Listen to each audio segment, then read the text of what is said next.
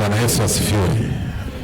Leo ninamalizia na neno katika sura ya 8, ya 9 na ya 10. Inawezekana nisisome mistari yote, lakini nikasoma baadhi, lakini wewe utaweza kusoma kwa wakati wako mistari yote, sura ya 8, ya 9 na ya 10. Lakini jambo kubwa ambalo nalifundisha leo ni uamsho wa kiroho ili kudumisha matumaini. Sikiliza mpendwa, sio kwamba walipomaliza kujenga mambo yakawa yameisha. Ni kweli huko nyuma hekalu lilishakamilika. Jana tumeona na ukuta nao umekamilika kwa siku 52. Sasa baada ya hapo nini, kitu gani kiendelee?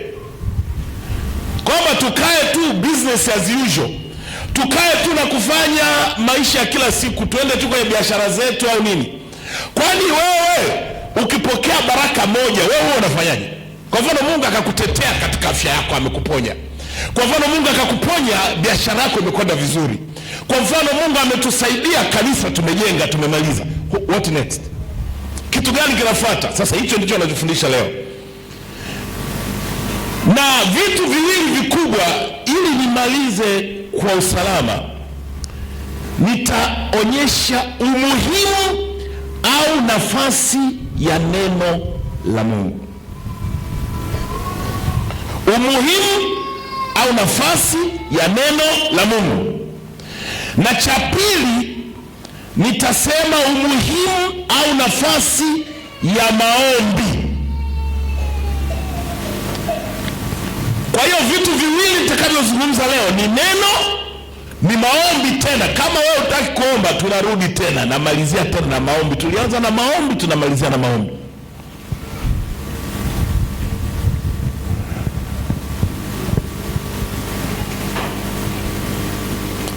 Haya, ngoja twende sura ya 8 na sura ya 9. Tuanze na sura ya 8. Nafikiri nianze na sura ya 8 mpaka nitakapoishia, alafu tutaingia sura ya 9. Nitasoma mistari machache. Nehemia sura ya 8. Labda tusome sura ya 7 mwishoni kabisa pale, alafu kabla tuingia ile sura ya 7 mstari wa 73 hatukuisoma jana. Hivyo makuhani na Walawi na mabawabu na waimbaji na baadhi ya watu na wanethini na Israeli wote wakakaa mijini mwao. Yaani kazi imeisha ya ujenzi, wakarudi wakakaa kwenye miji yao. Hata ulipowadia mwezi wa 7, wana wa Israeli walikuwa wakikaa katika miji yao. Sio mmaliza kazi yao. Kwa hiyo kazi imeisha, sio swala tena la ujenzi. Sasa mstari sura ya 8 inatuambia, na watu wote wakakusanyika kama mtu mmoja katika uwanja uliokuwa mbele ya lango la mji. Yaani kama geti la kuingilia, kama pale kukawa na uwanja kama hapo nje. Wakakaa kama mtu mmoja. Ina maana walikuwa na umoja, walikuwa na nia moja.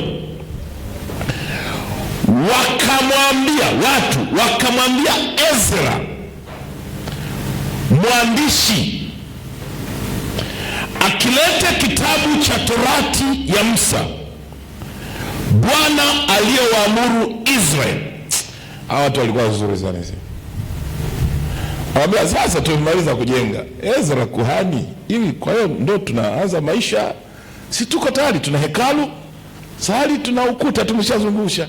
Kwa hiyo Ezra alikuwa kuhani.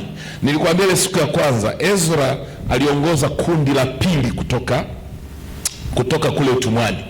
Wa kwanza aliongoza kundi la kwanza anaitwa Zerubabel, na Ezra kaongoza kundi la pili. Alafu Zerubabel na Ezra wenyewe walishughulikia kujenga hekalu.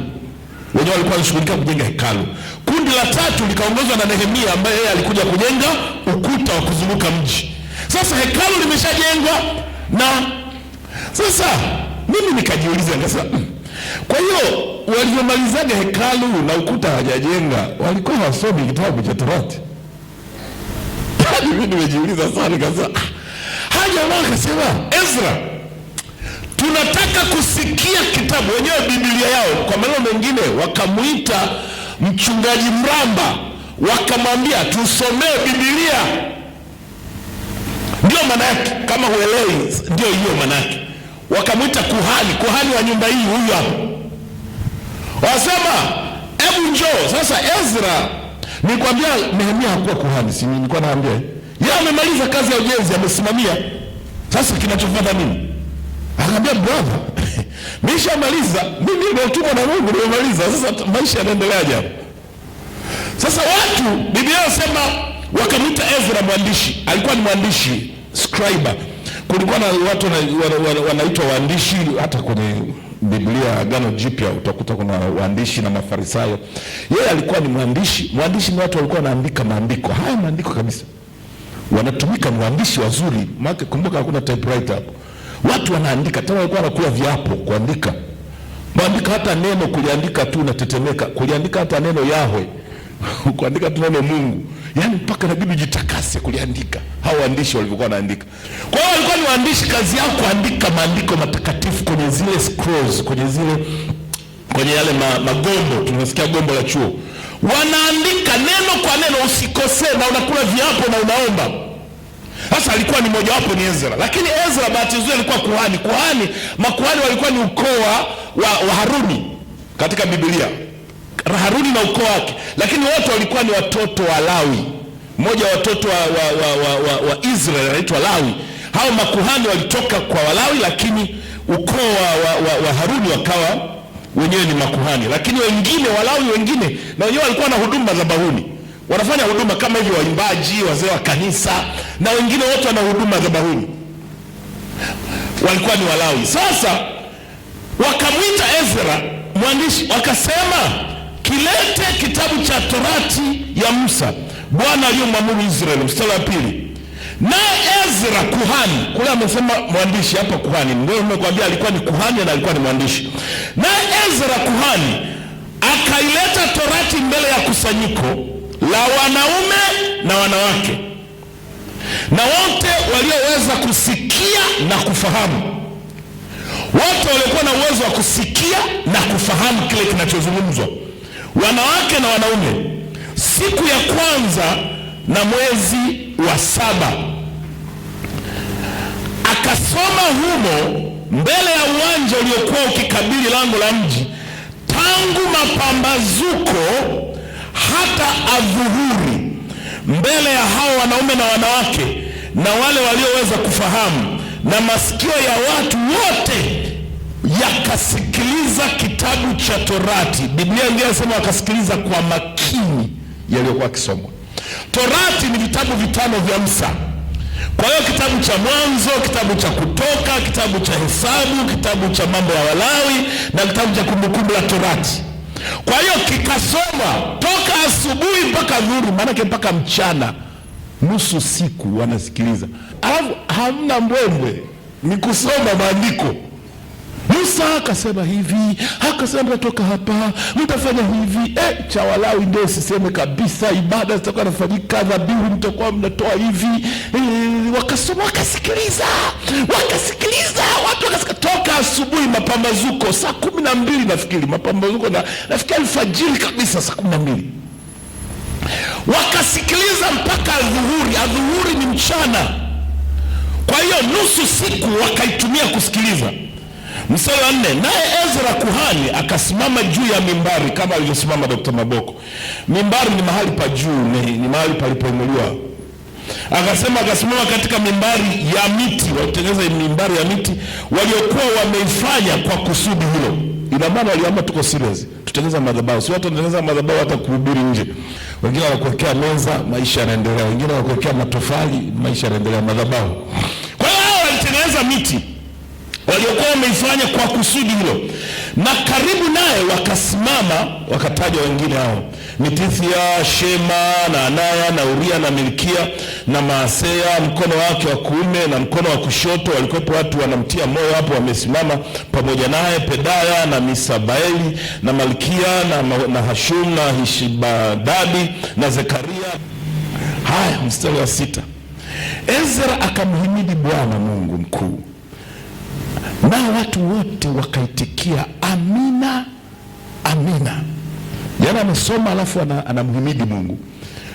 Ameshasoma kitabu, anamhimidi Bwana, anamsujudia Bwana, anamwabudu Mungu.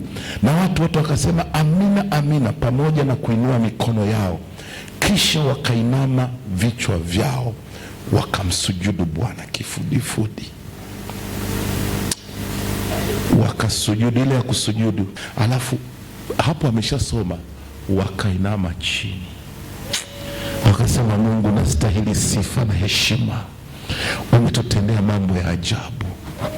Kwa hiyo Biblia inasema wakamsujudu Bwana. Sasa mstari wa 7, sikiliza tena. Yeshua na Bani na Sheberia na Yamini na Akubu na Shabethai na Hodai na Masea na Kelita na Azaria na Yozabadi na Hamani na Pelaya, nao ni Walawi. Walawi nao wanahudumu pale madhabahuni, walikuwepo. Wakawafahamisha watu Torati, na watu wakasimama mahali pao. Biblia zingine zinasema wakaanza kuwafafanulia neno kwa neno. Walawi wakamsaidia kuhani kufafanua yale maandiko. Walawi nao, kumbuka, ni watumishi wa Mungu. Wanasema hapa maana yake ni hii, hapa maana yake ni hii. Una swali, una neno. Yaani huo mkutano mimi natamani kuna nyakati nyingine watu wana kiu ya kujua neno namna hiyo. Anawafafanulia hatua kwa hatua. Leo ninasoma kwenye kitabu cha SUV, ile Kiswahili cha zamani. Lakini sikiliza, Kiswahili cha neno kinasema hivi: watu wakiwa wamesimama pale, Walawi wafuatao waliwafunza ile sheria, waliwafunza. Kwa hiyo walikuwa ni kujifunza kabisa, ni Bible study. Haya, tuendelee. Wakawafahamisha watu Torati, na watu wakasimama mahali pao, nao wakasoma katika kitabu, katika Torati ya Mungu kwa sauti ya kusikilika, wakaeleza maana yake, hata wakayafahamu yaliyosomwa. Mstari wa 9, naye Nehemia ndiye aliyekuwa Tirshasa na Ezra kuhani mwandishi na Walawi waliowafundisha watu, wakawaambia watu wote, siku hii ni takatifu kwa Bwana Mungu wenu, msiomboleze wala msilie. Maana watu wote walilia walipoyasikia maneno ya Torati. Je, asubuhi ya leo nitapata mshirika wa Shalom ambaye ana shauku na kiu ya kujifunza neno? Ngoja nikwambie, Bwana anaweza kukusaidia kumaliza ukuta ukaujenga. Baraka uliyomlilia ukamaliza ukaipata. Biashara uliyotaka Mungu akakufanikisha. Kazi uliyohitaji Mungu akakupa. Lakini kazi bado haijaisha. Leo maadamu unaishi duniani, nataka nikwambie moja ya mambo ambayo lazima katika maisha yako uyatamani ni kiu, ni shauku, ni hamu, ni njaa ya neno la Mungu. Washirika leo tunapata shida, ni kuambia kweli mchungaji, kwa sababu hawataki neno. Tutapataje kupona tusipojali wokovu? Tutapataje kupona tusipojali neno? Ngoja niende moja kwa moja kwenye kitu nataka nikwambie. Yoshua, najua watu wengi mnaifahamu hiyo. Yoshua 1 mstari wa 8. Oh, Mungu wa Israeli nisaidie. Yoshua 1 mstari wa 8. Kitabu hiki cha Torati kisitoke kinywani mwako, bali yatafakari maneno yake mchana na usiku, upate kuangalia kutenda sawasawa na yote, sawasawa na maneno yote yaliyoandikwa humo, maana ndipo utakapofanikisha njia yako, kisha ndipo utakapostawi sana. Tatizo ni kwamba Mungu akisha kutendea muujiza unasahau neno lake. Shida, watu wanatakaga kuja kwa Mungu kama mganga wa kienyeji. Yaani Mungu tu akishamponya basi mambo yameisha. Mungu akishamtendea muujiza aliyotaka mambo yameisha. Akiona wengine amepata mume au mke, ndio ameona amemaliza. Sikiliza, kumalizika kwa ukuta ulikuwa ndio mwanzo wa kumtafuta Mungu. Ndio maana nazungumza kuhusu kudumisha matumaini. Moja itakayodumisha hiyo kudumisha, tumejifunza kurejesha matumaini, asante. Lakini baada ya kurejesha matumaini, baada ya kutendewa kile ambacho ulikuwa unakitamani, je, wewe mahusiano yako na Mungu yanaendeleaje? Ndio umemaliza? Sikiliza, mbinguni hatujafika bado. Leo nimetuma nikwambie bado hatujafika mbinguni, safari inaendelea. Tena kwa bahati mbaya ni kwamba nikukatishe tamaa, shetani yupo malangoni akikutafuta. Biblia inasema shetani ni kama simba ungurumaye, anatembea huku na huku akitafuta mtu wa kummeza. Ukizubaa kidogo umemezwa. Kitakacho kuponya, moja ya kitu ni shauku, ni kiu, ni hamu, ni njaa ya neno la Mungu. Washirika leo nawaambia, jamani, Jumatano tuna mafundisho, hawaonekani. Jamani, tuna semina, amekuja mtu kutoka Mbeya, hawaonekani. Jamani, kuna mtu ametoka Marekani, hawaonekani. Sasa shida tena ambayo ndio inazidi, hata nyumbani kwake hana ratiba ya kusoma neno. Utaponaje? Nimesoma kitabu cha Yoshua naambiwa, Yoshua, wewe ndio unakwenda kushika nafasi ya Musa. Nikwambie utakavyofanikiwa. Ni kweli umeukwaa uongozi, si ndio? Uongozi umeupata. Kama nilivyokuwa na Musa nitakuwa pamoja na wewe. Wewe Musa amemaliza kazi yake, wewe ndio umekuwa kiongozi, si ndio? Sasa angesema tu haleluya, nimepata cheo. Si hata Yoshua angesema asante Mungu, na mimi nimekuwa kama Musa, yule aliyependwa sana, yule aliyetumiwa sana na Mungu. Yale maupako ya Musa sasa yanahamia kwangu. Mungu akamwambia, sikiliza, nina neno kwa ajili yako. Unataka kufanikiwa kila ulitenalo? Unataka kustawi sana? Kitabu hiki cha Torati kisitoke kinywani mwako, yatafakari maneno yake mchana na usiku. Ukishatafakari, nenda kayatendee kazi. Ukishatendea kazi, utastawi sana, utafanikiwa sana. Hivyo ulivyojenga tu nyumba ya kwanza, ndio unaona umemaliza. Ulivyojenga tu, ulivyopata mume, waulize walioolewa, waume nao wanageukaga mara nyingine, wanashangaa. Sasa hivi huyu ndio mume aliyekuwa ananiita hane baby wakati ananichumbia, anaanza kuita we. Waulize walioa wanagolewa, si wanajua mambo haya? Kwani mnasema uongo? Sasa wewe kwa sababu ulishaolewa tu ukaridhika, ukikuta kabla hajaolewa, baba nimpe mume mwingine, wanachekesha. Anasema ukiwa na miaka 20 anasema Mungu nataka mnene, mrefu, awe na quality hizi na hizi na hizi. Ikifika miaka 28 na ishaisha anasema anapunguza masharti. Ikifika miaka 30 anasema yoyote. Lazima kuomba Mungu wa Mungu, naona umechelewa, nipe yoyote.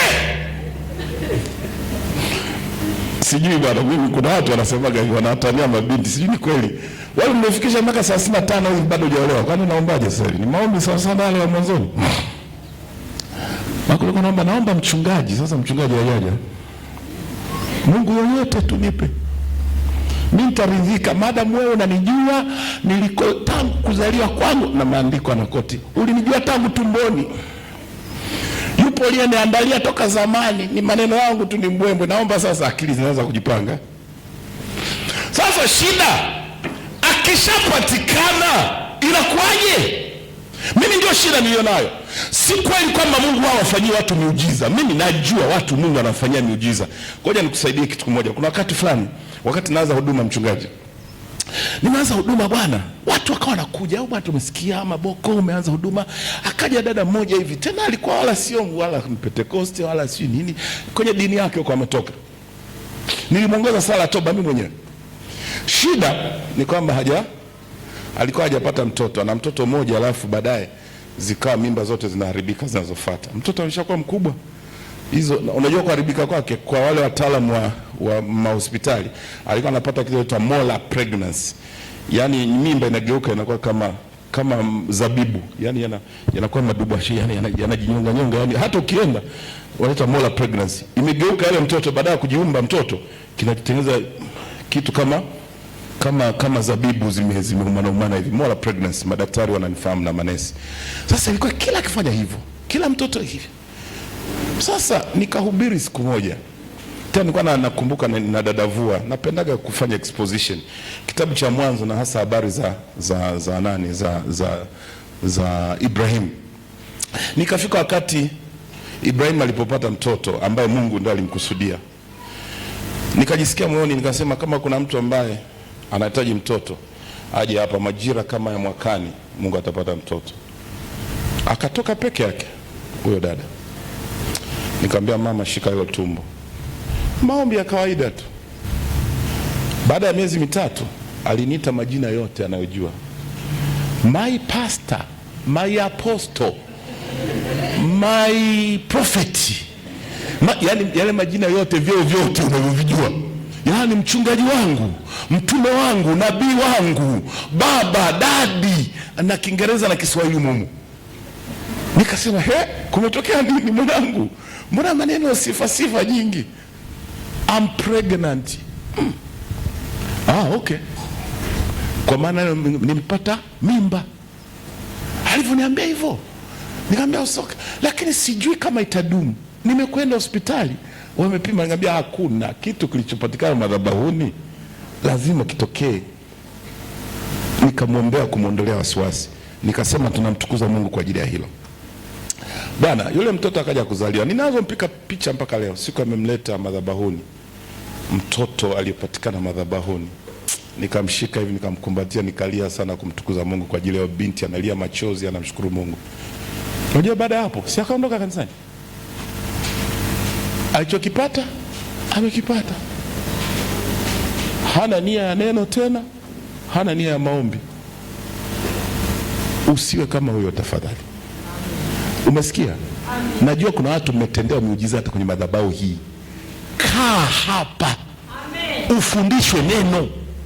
Lakini sasa Biblia inasema kitabu cha Torati, basi soma hata wewe. Ndio nilikuwa nasema huyu anaambiwa Yoshua, wewe yatafakari ya maneno mchana na usiku na uangalie kuyatenda. Haya, mnaweza mkaniambia huyo ni agano la kale.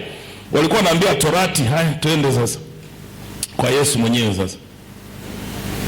Unataka twende kwa Yesu? Haya, twende. Kitabu cha Yohana 15. Yohana sura 15. Basi nisome mstari wa 7 tu. Mstari wa 7 tu. Nanyi mkikaa ndani yangu na maneno yangu yakikaa ndani yenu, ombeni mtakalo lolote nanyi mtatendewa. Unajua kwa nini sasa hivi miujiza iendelee kwenye maisha yako?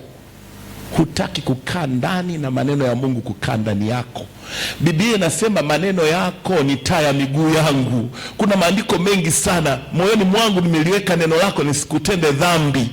Jamani, kama kuna kitu nasisitiza katika asubuhi ya leo kwa habari ya neno, tengeneza ratiba yako ya kulisoma neno kila siku.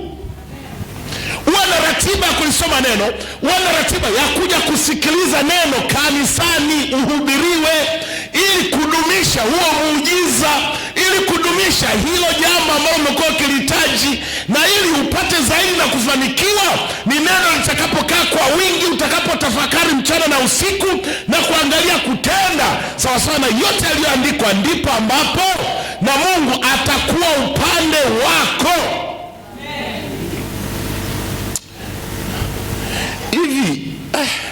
Hivyo unajuaje mapenzi ya Mungu? Mapenzi ya Mungu utajuaje? Ni kuendelea kujifunza neno. Usiache kujifunza neno popote palipo. Tena hawa nimekwambia, hata pambio walikuwa mpaka hapo walikuwa hajapiga hata muziki. Kavu soma neno kwa neno. Wewe fikiria kusomea. Hata hivi sasa hivi nikianza kusoma, ndio maana nakwepa mistari mingine. Nikianza kusoma neno mengine sasa tayari na Sheteli alikuwepo na Hemaya, si alikuwepo nani? Sasa anatuhusu nini sisi? Wenzako wanasikiliza na wanauliza hii maana yake nini? Anasema hawa ni orodha ya Walawi, walikuwa karibu na Ezra. Okay, si ndio?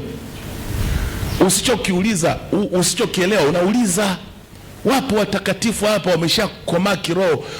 Mambo mengine enda kwa mchungaji, enda kwa mama mchungaji, enda kwa mzee wa kanisa. Unajua shida, kuna resources zote Mungu ameweka, walimu, ameweka wainjilisti, ameweka ili kulikamilisha kanisa. Lakini bado wale wanaokamilishwa hawataki kukamilishwa. Ukamilishaji unatokana na neno. Uwe na kiu na njaa na shauku na hamu ya neno la Mungu. Hicho ndicho cha kwanza. Cha pili kinachofanana na hicho, hebu ngoja tuendelee. Nisome hiyo mstari nimalizie, alafu nitakueleza.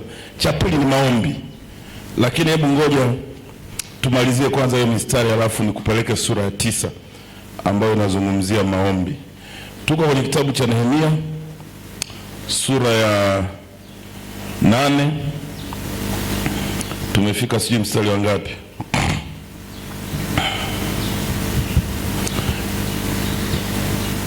Okay, mstari ule wa 9 wanasema, naye Nehemia ndiye aliyekuwa Terushata na Ezra kuhani mwandishi na Walawi waliwafundisha watu, wakawaambia watu wote, siku hii ni takatifu kwa Bwana Mungu wenu, msiomboleze wala msilie. Maana watu wote walilia waliposikia maneno ya Torati, walilia, shauku, kiu, hamu, mpaka machozi yanawatoka. Wanasikiliza, kumbe Mungu ndio alikuwa anasema hivi. Kumbe ndio maana tulikwenda tukatupa utumwani. Kumbe tungefanya hivi, Mungu angefanya hivi. Wakajisikia hukumu, lakini wakajisikia furaha kwamba Mungu alisema mkinirudia nitawarudia. Kumbe ndio maana Mungu ameturudia. Huyu Mungu ni wa rehema. Wakajisikia kulia. Kisha mstari wa 10, kisha akawaambia, enendeni zenu mle kilichonona na kunywa kilicho kitamu. Tena walikuwa wanafanya sherehe jamani, wanamshukuru Mungu aliyowatendea mema. Kilicho kitamu, tena mpelekeni sehemu yeye asiyeweka kitu, maana siku hii ni takatifu kwa Bwana wetu, wala msihuzunike, kwa kuwa furaha ya Bwana ni nguvu yetu, ni nguvu zenu. Furaha ya Bwana, watu naimba furaha ya Bwana ndio nguvu yangu, ndio hapa. Furaha ya Bwana ni nguvu zenu. Hivyo Walawi wakawatuliza watu wote, wakasema, nyamazeni. Jamani, sio nalia, kwa maana siku hii ni takatifu, wala msihuzunike. Leo tumuhimidi Mungu. Haya, mstari wa 12, watu wote wakaenda zao kula na kunywa na kuwapelekea watu sehemu na kufanya furaha nyingi, kwa sababu walikuwa wameyafahamu maneno yaliyohubiriwa. Yale maneno yaliyohubiriwa wakajisikia furaha kwamba wamesomewa na wamejua. Sasa inasema hata siku ya pili wakuu wa mbari ya mababa za watu hawa na makuhani na Walawi wakamkusanyikia Ezra mwandishi, ili wapate kuyasikiliza maneno ya Torati. Unaona hao walivyokuwa na kiu. Siku ya kwanza wamepigwa, siku ya pili tena wanasema bado hatujatosheka, tusomee tena. Mstari wa 14, wakaona ya kuwa Imeandikwa katika Torati jinsi Bwana alivyoamuru kwa mkono wa Musa ya kwamba wana wa Israeli wakae katika vibanda katika siku ya mwezi wa 7. Wasema kuna kitu tumegundua, Mungu aliagiza tuwe na sherehe. Huyu mwezi ndio wenyewe Ezra. Sasa tuna mpango gani? Unajua kwa sikiliza, Biblia inasema yatafakari mchana usiku, angalia kutenda sawa sawa na iliyoandikwa. Sasa hao wanaingiza kwenye matendo, wasema usiishie kutosomea tu. Tumegundua kwamba mwezi huu ni mwezi wa sikukuu ya vibanda. Kwani una mpango gani? Mwezi wa 7, na ya kwamba wahubiri na kutangaza katika miji yao yote ya Yerusalemu kusema, enendeni mlimani mkalete matawi ya mizeituni na matawi ya mizeituni mwitu na matawi ya mihadasi na matawi ya mitende na matawi ya miti minene ili kufanya vibanda. Yani walikuwa wanatengeneza vibanda. Hiyo sina muda kuihubiri, lakini walikuwa wanasema siku ya vibanda. Walikuwa nakumbuka kutoka kwa Misri walipokuwa wanapita kule jangwani, walikuwa wanatengeneza nyumba za muda. Kwa hiyo wakawa ni katika kukumbuka yale Mungu aliyowatendea. Mungu aliamuru kwamba wao wanatengeneza siku katika siku ya vibanda, wanatengeneza vibanda. Kwa hiyo wakaleta matawi ya miti mbalimbali wakatengeneza, ndivyo ambavyo inasema. Na katika nyua na nyumba za Mungu na katika uwanja wa lango la miji na katika uwanja wa mstari wa 17, na mkutano wote wa watu waliorudi kutoka nchi ya uhamisho wao wakafanyiza vibanda, wakakaa katika vibanda hivyo, maana tokea siku za Yoshua mwana wa Nuni hata siku ile wana wa Israeli hawakufanya hivyo. Wewe fikiria tangu enzi za Yoshua, yani toka enzi za Yoshua walikuwa hawajafanya sikukuu ya vibanda. Yoshua ndiye aliyepokea kwa Musa. Ina maana waliingia Israeli hawakufanya sikukuu ya vibanda. Hasa akasema mbona tangu enzi za Yoshua hatujawahi kufanya hii kitu? Na Mungu aliagiza. Wakakumbuka hata yale ambayo walikuwa hawayafanyi, wakasema tufanye. Mstari wa 18, tena siku baada ya siku, tangu siku ya kwanza hata siku ya mwisho, akasoma katika kitabu cha Torati ya Mungu, wakafanya sikukuu muda wa siku 7. Na siku ya 8 palikuwa na kusanyiko la makini kama ilivyoagizwa. Kwa hiyo siku 7 wakakaa kwenye vibanda, wanamtafakari Mungu, wanapata muda wa kutafakari. Ukiambiwa tu semina siku 5 unasikia uchovu. Pole. Kumsikiliza Mungu tu. Amekuja kusema nini kwa siku 5? Sasa wenzako hapa siku 7 sikukuu ya vibanda. Amen. Twende sasa sura ya 9. Ndio andiko langu la mwisho, au ndio kitu changu cha mwisho nafundisha. Hata siku ya 24 ya mwezi huo wa 7. Kumbuka wamefanya hiyo sikukuu ya vibanda. Sasa anasema hata siku ya 24 ya mwezi huo wana wa Israeli wakawa wamekusanyika, wakifunga, wenye kuvaa magunia na kujitia udongo vichwani. Maombi. Na wapenda wa Israeli, yani kwa kweli mimi hawa jamaa wananifurahisha. Wakasema pamoja na kwamba hekalu tumeshajenga, pamoja na kwamba ukuta tumeshajenga, sasa tuimarishe mahusiano na Mungu. Lazima mahusiano ni kitu cha muhimu. Tumesoma neno, tumeelewa yaliyoandikwa na tutayatimiza yote. Sasa ni wakati wa kumwomba Mungu.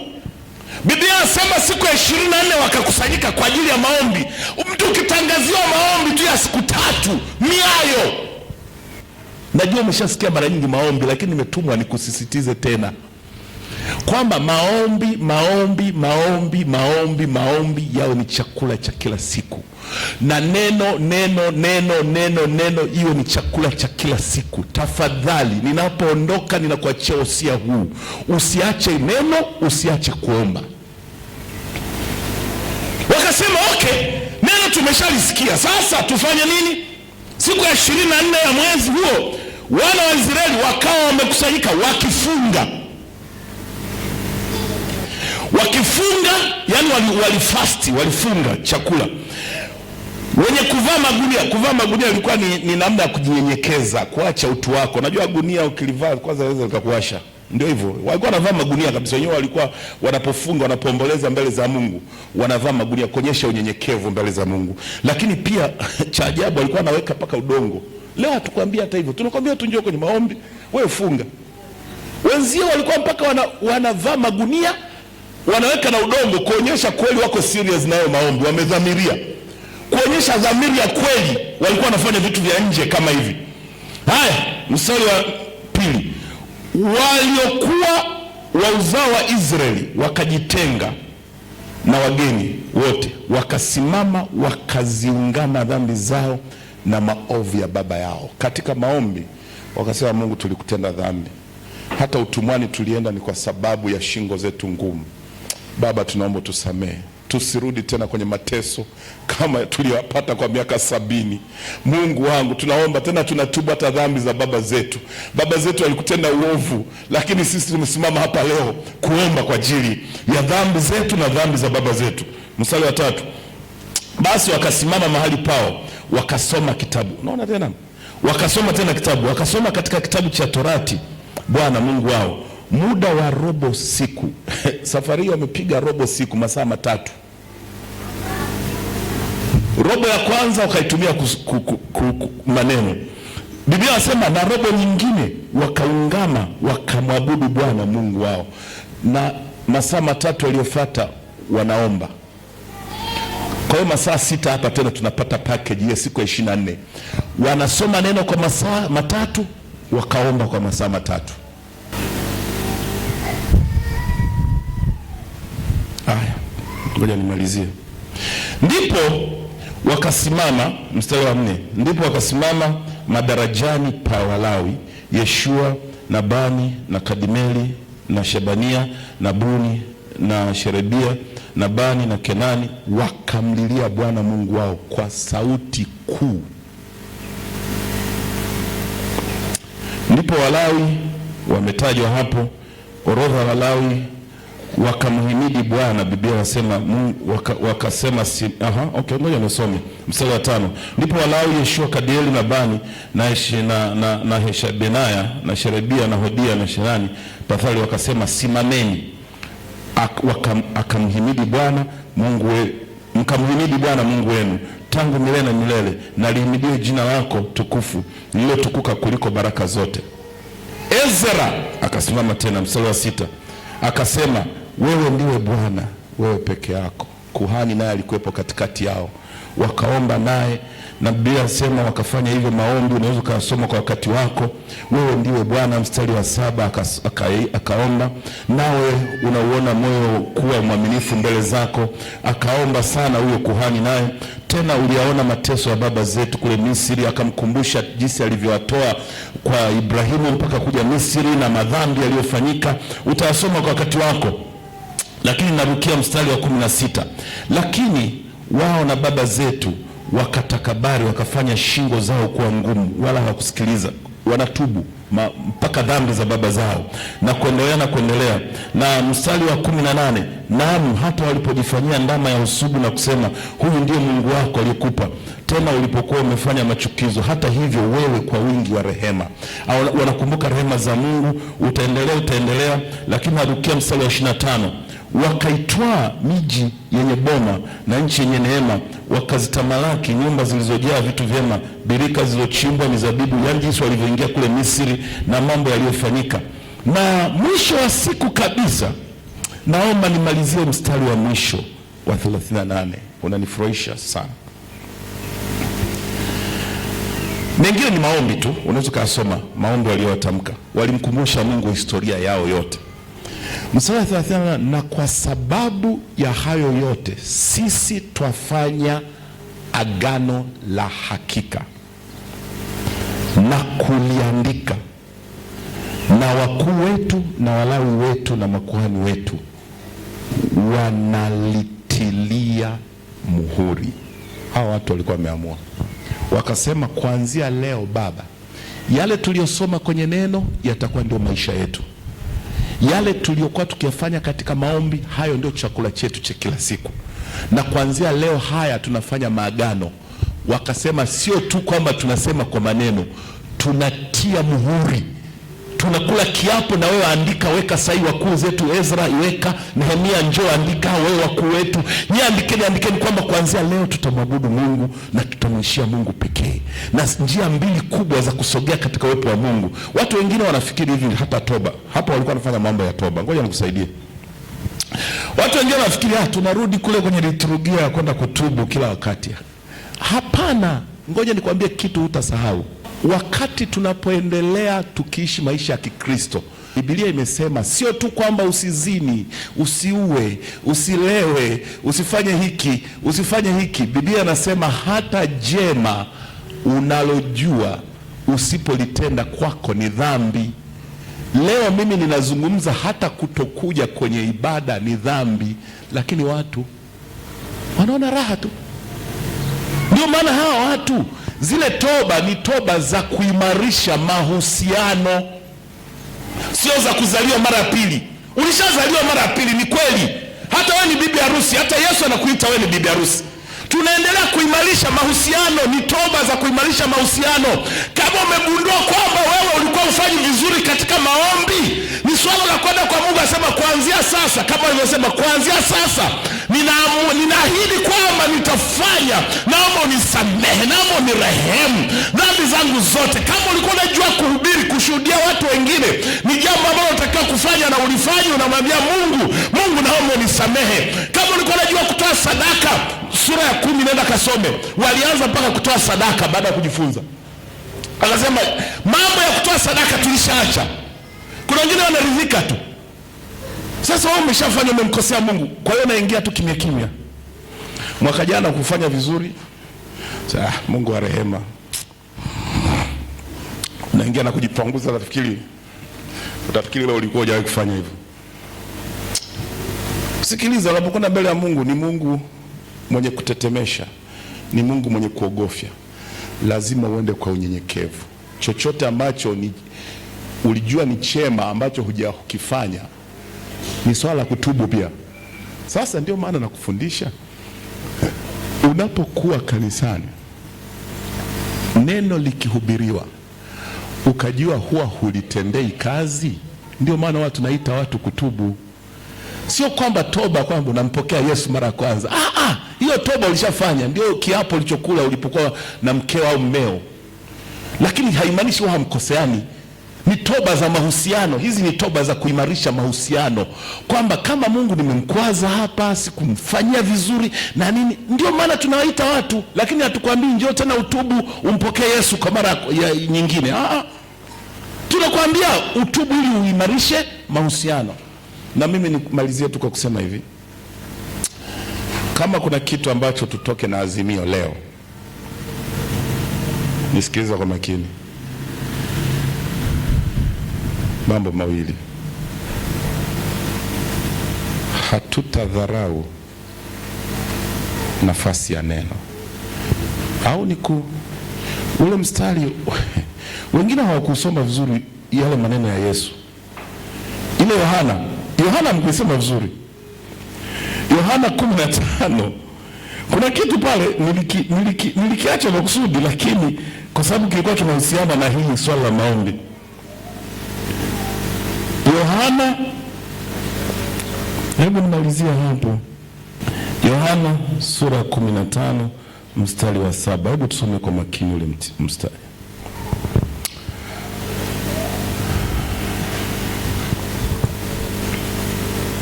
Yohana 15 mstari wa 7. Ninyi mkikaa ndani yangu na maneno yangu yakikaa ndani yenu, ombeni mtakalo mtatendewa. Masharti ya kuomba utakalo ukatendewa ni kukaa ndani ya Yesu na maneno yake yakae ndani yako. Uwe na bidii kujifunza neno, na mwisho wa siku ndio itakufanya udumishe mahusiano, na hata ukiomba lolote utafanyiwa. Sawa pendo? Kwa hiyo mimi nataka nikuombe tu kwamba leo, maadhimio leo ni mawili. Amua kusoma neno na kujifunza neno la Mungu kwa bidii. Jambo la kwanza ni kumwambia Mungu, kuanzia leo sitadharau nafasi ya neno katika maisha yangu. Nitasoma, nitapanga ratiba, na naomba kabisa kwenye maazimio yako, panga ratiba angalau ya saa moja kila siku kusoma neno. Saa moja tu. Najua sisi wachungaji tunasomaga hata masaa 3, 4, 5, kwa sababu mengine ya kujilisha sisi, mengine ya kuhubiri. Ni kweli, hata mimi tangu nimekuwa mchungaji naisoma Biblia mpaka nasema basi inabidi vingine nakula mimi, vingine vya kuhubiri. Lakini jambo la pili, weka ratiba ya maombi angalau kwa saa hii moja kila siku, na usidharau ratiba ya maombi ya kanisa. Hayo ndio maazimio. Kwa hiyo maombi binafsi na maombi ya jumuiya usiache. Lakini la kwanza nimesema maneno ya kujifunza wewe na maneno ya kuchangamkia ibada za mafundisho ya neno usiache. Wenzetu walimalizia kwa kula kiapo na kuandika sahihi. Sitaki nikuwapishe kiapo, lakini omba tu, waambie Mungu, naomba unisaidie nithamini neno, nithamini maombi. Na hayo ukifanya hivyo, nina hakika 100%, 100%, nina uhakika yale yanayokusumbua kwenye maisha yako ndio kwa heri. Kwa heri kwa maana Bwana atakutetea mara moja. Mara moja utakapo, Biblia sema ukikaa maneno yangu ndani yenu ombeni lolote. Utasema tu Baba, Mungu atakusikia. Unajua shida, sijui kwa nini anakuja maneno haya. Juzi tumemaliza Pasaka. Mungu alinipa ujumbe kuhusu damu ya Yesu iliyoyafanya. Utasoma kwa wakati wako katika Waebrania 10 mstari wa 19. Utasoma kwa wakati wako. Lakini Biblia inasema ile damu imetufanya itupe uwezo wa kupaendea patakatifu. Watu wote zamani walikuwa wanaingia makuhani, kwenye uwepo wa Mungu wanakwenda makuhani tu. Lakini Yesu, agano la Yesu limetusaidia kwamba mtu yoyote una uwezo wa kuingia mbele za Mungu patakatifu pa patakatifu kwa sababu ya damu ya Yesu. Kwa hiyo ni ruksa, na ndio maana mimi nakutia moyo kwamba nenda, una uwezo wa kwenda mwenyewe na Mungu akakusikia. Lakini Biblia pale mbele inaishia nasema uingie ukiwa na moyo safi, na ndio maana nakwambia lazima ujitakase. Ondoa makunyanzi. Lakini kwa Mungu anakupa nafasi ya kupaingia patakatifu. Jamani, maazimio ya semina hii: moja, hatutadharau neno la Bwana. Mchana na usiku nitalitafakari neno la Mungu. Kila siku nitakuwa na saa angalau moja ya kusoma neno.